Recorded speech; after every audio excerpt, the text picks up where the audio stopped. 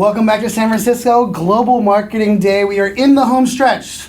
We see the finish line, or some people seeing the finish line. My voice will start to crack later on, but it's been cracking since I was like 14, so that won't be a problem. My name is Brian Fanzo, founder of iSocial Fans, millennial keynote speaker and podcaster, and your host for the remaining hours of Global Marketing Day. We've been all over the globe, Sydney and London and New York, and then they kicked it over to us a little bit ago. You've seen some top speakers from well-known global companies like Lego, WeWork, BBC, Microsoft, Google, Disney, and many more. So make sure you guys are staying tuned. Make sure if you're going to have to jump out for a little bit, that you guys are tuned in here at Global Marketing Day.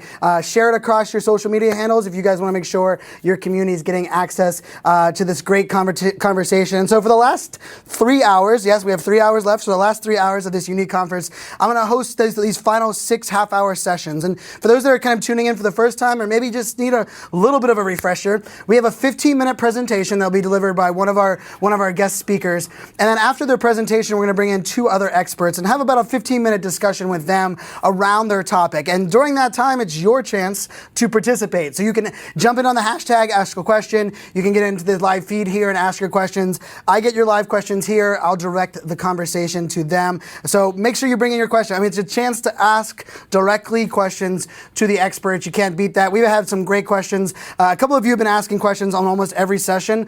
We love you. Thank you for doing that. Thank you for being part of the conversation. It makes my job a lot easier as well, so you won't hear me complain. So let's jump into our next presentation. Our next presentation will be with Blake Hutchison, and we're going to be looking to merchandising. And Blake is the CEO of Flippa, has overhauled the way Flippa thinks about its sales and marketing operations with clear customer alignment. In this session, Blake is going to share case studies showing the impact of content and conversation, and sharing ways how you can orient that within your company and really understand the talent that's required, as well as tracking the effort. I mean, as marketers, let's face it, we need to get the talent and we also need to track it, something that many of us sometimes forget in the initiatives that we are moving forward. And then I'm going to have Mariah is going to join us, Mariah is going to join us, as well as Kieran, to kind of jump into the conversation. I'll introduce them after the presentation. But with that, Blake, the floor is yours. Thank you very much. It's absolutely wonderful to be here, and thanks for the opportunity to present on the Semrush conference. So my name's Blake Hutchison. I'm the CEO at Flippa.com, and we're talking about why strong merchandising is still the best conversion tool. So it's really funny. So we at Flippa are a marketplace, and every month nearly 5,000 small business owners, online business owners, website owners, they come to our platform and they drop in their listing and they expect it to sell. And some are outstanding at merchandising and they see a very, very quick sales cycle, and some are less good at merchandising and it often doesn't sell. And so what's become really obvious to me through my career, but also in working with lots of small business owners, is that in fact, most people spend a lot more time thinking about the top of the funnel and a lot less time thinking about the bottom of the funnel. So today's session is all about the bottom of the funnel. It's all about those things you can do to actually make web pages pop, those things you can do to help along conversion, less about the things you can do to build brand awareness or to acquire customers to your platform in the first place. So a couple of quick themes to sort of step you guys through. The first is that when we think about content marketing, the term itself is a little bit misleading, because I often think about content as a very core part of the sales function, because content converts, and that's the really important thing. So I encourage certainly all marketers and definitely small business owners to think about content as a sales function, and I think the other experts to my left here will probably agree with that. The other thing that most people don't think about is content hierarchy. So what buyers of a product experiencing a website or any service or product for that matter want to consume first? What is the thing that they deem to be the most important thing? What is the thing that they deem to be the least important thing? And understanding that hierarchy. And when I speak to most marketers, most don't understand content hierarchy, and most don't understand the order upon which that a buyer is looking to consume that content. And then finally, the team. So if you're a big corporate or you're a unicorn, it's all good and well to have lots of money in the bank and be able to hire a content team which can think about this wholly and solely. But most of us don't have that luxury. So you actually have to think about layering the content team inside your sales or account management or existing marketing function. So they're the sort of three themes that we'll get through today as part of this talk. So let's start with something simple because it's a story we all know. Airbnb, a fantastic marketplace, but let's face it, if a host has terrible images, you're less likely to want to stay at that apartment or that home. And certainly in the early days before Airbnb was this big, great story that we all know it is now, there were lots of crap images, lots of bad images that didn't tell the story of what I would experience as a traveller.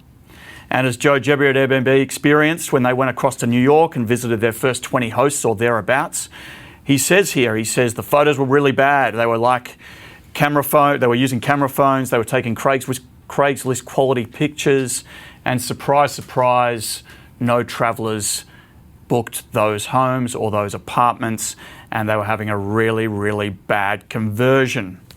So they born the professional photographer program.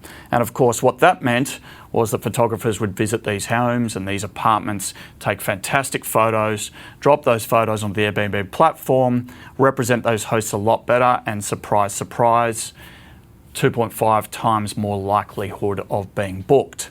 So that's kind of the basic story around this, and something that I think we can all probably resonate with and understand from a basic level how merchandising helps with conversion and ultimately therefore sales.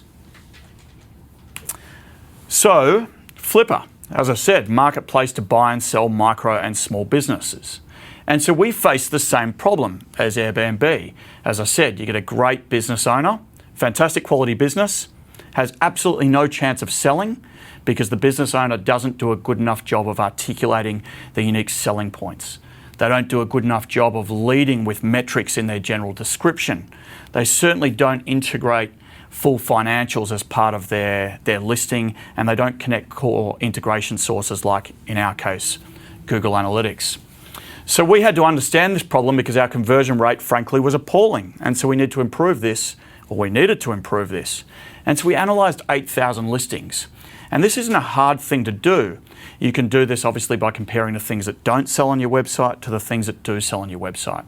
You can run surveys to understand what buyers want and what buyers don't want to see. And so in our case, as I said, analysed over 8,000 listings. And we found that those listings, which had huge amounts of metrics-led information in their general description, huge amounts of detail around the seller and what the seller was inspired by, why the seller was actually considering selling, and then ultimately some integrated sources like a QuickBooks Online or, in our case, as I said, Google Analytics data. And we found that these listings had a 3.5 times higher likelihood of selling. So just to reiterate that point, I could spend more on brand awareness, I could spend more on paid search, I could hire SEO experts, I could do all of these things, but in fact, improvement in our business was at the bottom of the funnel. It was around improving the merchandising of these listings. And of course, there's some other stuff bottom of the funnel too that you've got to play around with. But in our case, very much about the actual merchandising, the positioning of the content, and the hierarchy of that information. So this is what the buyers said to us. Now, we ran a survey. Anyone can do this, of course. And so we had 57%, so over half of all buyers said that they wouldn't inquire on a listing where the financial metrics were incomplete or not there for them to consume at the point of considering inquiry. And we find additionally lots of small business owners, they create private listings and they think that's great because it protects their confidentiality. But we saw a 62% less likelihood of a buyer inquiring on a private listing than anything else. And so pretty insightful stuff. And then finally, less is not more. Less is sometimes more in the context of a user experience. It's sometimes the case in more simple e-commerce environments. But certainly from our experience in a marketplace context, longer descriptions were preferred than shorter ones. Simple stuff, but have you thought about it? And so here's this example. And so this is kind of getting to the crux of the the example or the issue here around merchandising. So, as I said, small business owners will list on Flippa. In this particular case, there was a woman by the name of Kim Guzman, and she listed her business for sale on Flippa. It was called Crochet Kim. It was a 12-year-old blog. She merchandised the hell out of this. It was outstanding to see the effort that she went through in positioning her business versus everyone else. There were 1,000 buyer views, and it sold for $90,000 within 48 hours. And only Kim could do that because she actually put the effort into having strong and detailed qualitative and quantitative insight into her listing. Less is not more, as I said, so she had a huge amount of attachments and transparency as to why her business was what it was and why she was selling. And then finally, she talked about the niche a lot and the emotional connection that she might have with buyers as a seller. So here it is. Look at how much information this particular individual dropped on the platform. Now, of course, in our case, we've obviously had to help her with good positioning, a good user experience, and of course the UI to present this information. But still, it takes a savvy marketer to know exactly what buyers are looking for and what buyers will respond to. And so you can see here, Kim's put huge amounts of information into the listing. So you've got where it's, which platform it's hosted on, in this case WordPress. It's a 20-year-old blog, what it's doing from a traffic standpoint. She's connected the Google Analytics data. You can see that there.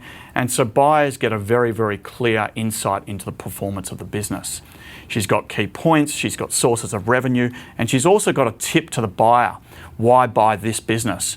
And we encourage marketers to actually get to that level detail and actually say to a buyer, why should they consume what you want them to consume?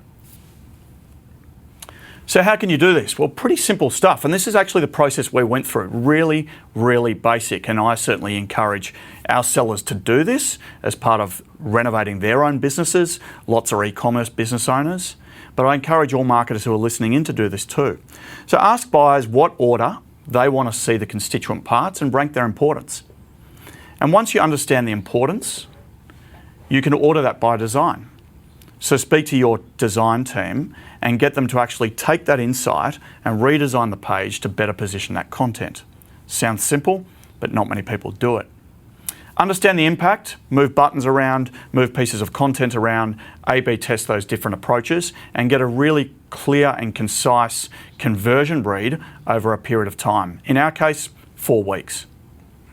And then finally, if you are relatively lean startup, or if you are a small business owner, you can recruit as a dual function initially.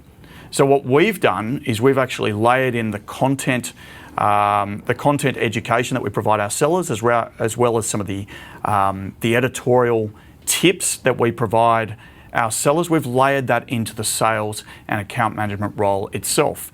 And you'll find that once you teach your sales and account management team how to do this, not only will they enjoy it, but actually your company will get a lot more out of that resource. So there's some tips, and fantastic. Thank you very much for the opportunity. Wonderful to talk about merchandising here at the SEMrush Global Marketing Day. Thanks so much, Blake. That was great. A lot of great information. Really talking about not only why content is important, but actually how to measure results, the importance of building a team, and really prioritizing things that allow you to build the right team. I think that's a lesson that we can all learn, which I'm excited to have this conversation with both of our guests that we have that have been patiently waiting, and I think excited to kind of jump into this conversation. Mariah Scoble is a senior digital marketing professional at Megacorp Ventures. At Megacorp Ventures, Mariah specializes in integrated digital marketing leadership and has led the launch of Ring Central's highest revenue product and its highest revenue marketing channel.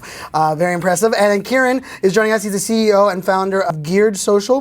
He's a 20-year-old entrepreneur. I was not a 20-year-old entrepreneur. I'm already impressed. Digital marketer and social media expert. He's the founder of an automotive marketing company called Geared Social and has been helping automotive businesses build their brands, increase their revenue through social media, digital advertising over the last 4 years. So Mariah, I want to first kind of direct this to you based on kind of where Blake kind of took us in this conversation of priorities and shifting where we have content and our focus. Based on some of the success that you've had, what are some of the lessons that you've either discovered that you wish more people knew, or places you could see that content really is making a true impact? I mean, I'm so glad that Blake brought this to today. Like, this is what we should all be talking about. I think prioritizing the bottom of the funnel is the smartest thing that you can do. I couldn't agree more. Like, everyone talks about the top of the funnel or even the middle of the funnel, and I'm so surprised how many issues the bottom of the funnel have. So I often start there when I work with a client. I'd say I like to try to make the sales team order takers. I like it when somebody just picks up the phone and by the time they're on the phone with sales, they are ready to buy. And I do that by making sure that all of the questions people have with sales are answered at this content that's toward the end of the funnel. So, and I go into it really deeply. So I never leave people wanting more. My best converting landing page was for a very expensive product, an enterprise. And people thought that it would be a 6-month sales cycle. And I literally had people like calling and giving their credit card because I had every single question that they would have answered. And I had it all on a landing page, and I give a snippet, and then I would allow people to go deeper. And I can't tell you how well it works. Like, for a company that doesn't have a lot of money, then just put more time and energy into this part of your business, and it will pay off. I love that. I love that, like, shift of priorities. And I always love the excuse of a long buying cycle is usually because you're not answering enough questions, which means they feel they have to do a lot of their own research, or they're probably they don't know what questions to ask, which I think is a very interesting discussion. Love to hear your take on, when you look at this, one of the questions, thank you everybody who's tuning in live. I know we have some questions that are coming in, and I believe this question is from Ralph. And I'm going to jump to this one from Chris. So Chris said, does visual content or video content rank higher in the content hierarchy, and where should they prioritize? I'm guessing automotive space, you've been playing in that realm a lot. What's your take on that? Right. Well, I couldn't agree more with, first of all, what Blake said in his presentation, but also what Mariah just said about the buying cycle and everything that she just touched on, because if you know anything about automotive parts, they're not cheap, okay? And so there's a lot of questions in terms of sizing and fitment, especially when you're dealing with things like wheels and tires, which is what I focus on a lot. You know, people have a lot of questions. There's a lot of moving parts with products like that. So what we like to do is, my company specializes actually in coming in and helping big e-commerce brands with that bottom of the funnel conversion, because a lot of the time, clients will come to me and they'll say, hey, I think we have a branding problem, or I think we have a problem here at the top of the funnel with something that we're doing wrong. When at the end of the day, there's so many customers that are sitting there waiting to buy. And it's a problem like what Mariah just touched on, where it might just be that they don't have enough information or they don't know enough about the product. And in a lot of ways, to answer that question, video is one of the best mediums in which to show the answers to those questions in a visual manner. I love that. I'm glad you emphasized on show, because video is a show, not tell medium. Right. We sometimes forget that, and then we do a tell video, and we're like, why didn't know what video doesn't work for us? And Mariah, did you want to jump in on that? Yeah, I do want to say, I've heard before some companies say, like, video doesn't work very well. Your videos aren't very good. That's like, very true. You just need to improve them, and then you will see those results. Yeah, and that's why, like, the stat I like to throw out from Cisco Index report, 82% of all internet traffic will be video by 2021. No one said it's good video. Literally 0 people said that any of that video is good. And I think this kind of goes into that whole adage. And I love some of the questions where, and this is one I think, Mariah, that you inspired, and I think it's building on what Blake had said, as far as drawing the, people like to talk about writing and creating content at different stages in the funnel. The question comes, what are the most common mistakes that people should avoid when doing that kind of content at that part of the funnel? I don't know that there's like I haven't gotten that far. Like, normally people are leaving huge gaps. Right, they're not even doing in the content. anything. Like, they're not. That's what they should avoid. They're not doing. I mean, get into your persona's mind. Really think about the things that are bothering them. Have conversations. Listen in on sales calls. Like, understand what people are asking about toward, like, when they're on that call, and answer that question perfectly. Like, go deep. Like, answer it as if their CFO is going to be sitting over their shoulder and, like, reading the content too. Blake, did you have any aha moments as you were kind of flipping your entire model, when all of a sudden you were focusing on this new area? What were some of the things that were like, wow, if I would have known that earlier, we probably would have been there a lot quicker? Is there some things that jump out in that kind of role? Yeah, well, I think that most of the time people won't focus. They'll focus on what they think a buyer wants versus what a buyer tells them they want. That's the truth. And so in our particular case, buyers said that they 100% wanted to see financial metrics. Wow. Right? So give them financial metrics. Yeah. And so we, we rewired the content hierarchy accordingly. Now, I think it's different for every industry, right? Travel would be entirely different. Right. It's hugely emotive. You want to see the swimming pool and the proximity of the swimming pool to the ocean. And so I think you've got to, and automotive would be even more different. So I think you've probably just got to ask buyers and then work accordingly. Yeah. I'm curious, and from the standpoint of asking buyers, right? Right. It's a novel concept, right? Like ask the people that we want, and for whatever reason we forget that. How do you get some of that feedback direct from the buyers, and then how do you implement it in your content strategy? Right. Well, you know what? I think what happens a lot of the time is brands forget why people are at the bottom of the funnel. Okay, let's think about it logically. It's because they're interested in the product. It's because they've gone through a certain series of steps in the top and middle of the funnel series, whatever you're doing there. Now they're at the bottom of the funnel. That means they're ready to buy. They're just waiting on a certain set of instructions on how to do it, and they're waiting on probably a few pieces of information, key information, that they're missing out on. And so I think, depending on your business, depending on what type of product you're selling, you have to find creative ways to get those answers from them, whether that's surveys or whether that's polling previous customers, right? There's a ton of different ways to get that data, but I think it's a very fundamental flaw where people are thinking too much about branding, they're thinking too much about the top and the middle of the funnel, and they forget that they have buyers at the bottom of the funnel already, and they're just not collecting them because they're not doing a few things right, whether it's the copy or the creative or not doing enough video or the video's being bad, whatever it is. Mariah, I'm curious from your side. We have a couple questions that came in really about this idea of how do you not be too salesy if you're creating content at that part of the funnel. And to your point, they've already kind of got that far. There's the idea of being too salesy there is probably the biggest mistake of all. Okay, so I think he used the right word here, instructions. Like, give them instructions on how to proceed to the next step. I mean, be salesy. This is your big opportunity. They're expecting you to give your best, hardest sell that you've ever given. Don't be fluffy. Like, don't have it come across like it's nothing. Like, say something. Give them real information. I think that's the best thing you can do. I think it's amazing too when we see that, right? Like, so oftentimes if we're that far, we just want someone to tell us what button to push. Yeah. Right. Like, I'm here. I'm ready to pull the trigger. And I think you brought up earlier too. Like, there's so many people that have their credit card that are ready to buy, but because it's not simple, because it's not been set up, they either wait, they second guess, they're like, well, this wasn't right for me. What are your take on that? Literally, the best converting ad copy that we use from multiple of our different e-commerce clients that we have with my agency is literally ad copy. It says whatever the first few lines, but the last line is click shop now to order your blank.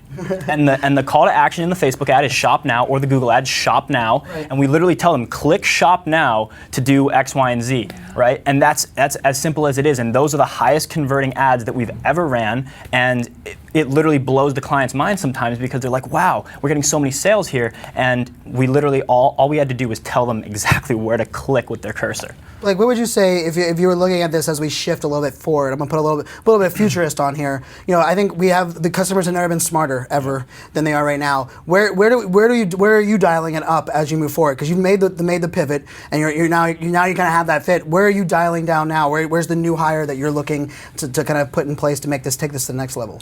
Yeah, so I think there's a couple of things. One, depending on the price point of the product that you're selling, you probably need more or less assistance, right? Yep. And so one of the things that we're contemplating doing is the higher the value of the item, the more level of support you've got. And so you've got to actually tweak up your user experience, and certainly from a design standpoint, you've got to help buyers do things differently depending on the price point. And so we'll be dropping, and it sounds really, really basic, but we'll be dropping in, sort of a Q&A bot, so a question and answer bot on more expensive items where we'll actually have staff available to answer those questions on the fly. We won't do that on less expensive items because the unit economics do not stack up. So we're starting to think about what we've actually got to sell and how we can orientate around specific items versus a one-fits-all strategy. Love that. And I love this whole conversation. Merchandising, content, focusing on the funnel where we actually have customers waiting for us.